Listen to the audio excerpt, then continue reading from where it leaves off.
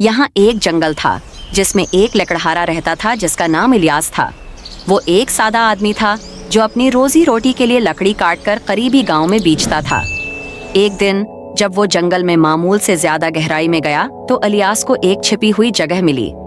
उस खुली जगह के मरकज में एक शानदार बल्लूत का दरख्त खड़ा था, ऐसा दरख्त जिसे उसने पहले कभी नहीं देखा था।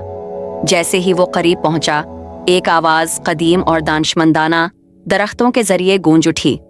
लकड़हारा, तुम्हें उस मकदस जंगल में क्या लाया है? हैरान होकर इलियास ने अपना सर झुकाया। माफ कीजिएगा अजीम रूह, उसने हकलाकर कहा।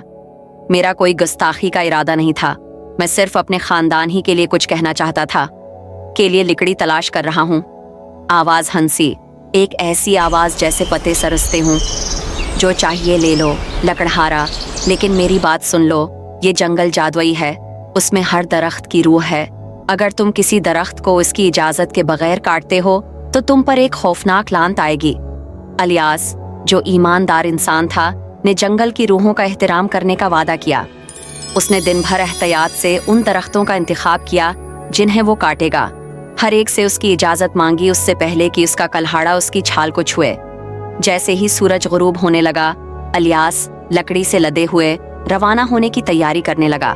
अचानक खुली जगह के मरकज से एक चमकदार रोशनी फूटी। कदीम बल्लूत का दरख्त चमक उठा और आवाज दोबारा बोली, लकड़हारा, तुमने उस जंगल की रूहों का एहतराम किया है। इनाम के तौर पर मैं तुम्हें एक ख्वाहिश देता हूँ। गलबा में इलियास हचकचाया। वो दौलत की, ताकत की, शहरत की ख्वाहिश कर सकता था, लेकिन फिर उसने अपने खानदान, उनके छोटे से मकान, उनके पहने हुए कपड़ों के बारे में सोचा। मैं अपने खानदान के लिए एक आरामदेह घर चाहता हूँ, उसने अपनी आवाज कांपते हुए कहा। बल्लूत का दरख्त चमका और खुली जगह नरम सोने की रोशनी से नहा गई। जब रोशनी खत्म हुई तो इलियास ने खुद को एक खूबसूरत कुर्ज के सामने खड़ा पाया जो दरख्तों के दरमियान वाक़ई था।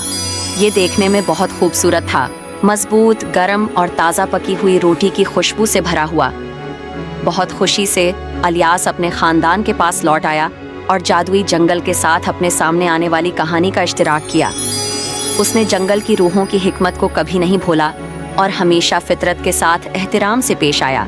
वो अपनी जिंदगी तवील और खुशगवार गुजारा, अपने प्यारों से घरा हुआ आरामदा कर्ज में, नामतों की यादगार जो दियांतदारी और कुदरती दुनिया के एहतराम से आती हैं। कहानी का सबक, ये कहानी हमें सिखाती है कि फितरत का एहतराम और दियांतदारी ऐसे फ़ज़ाइल हैं जिनका हमेशा सलाह मिलता है।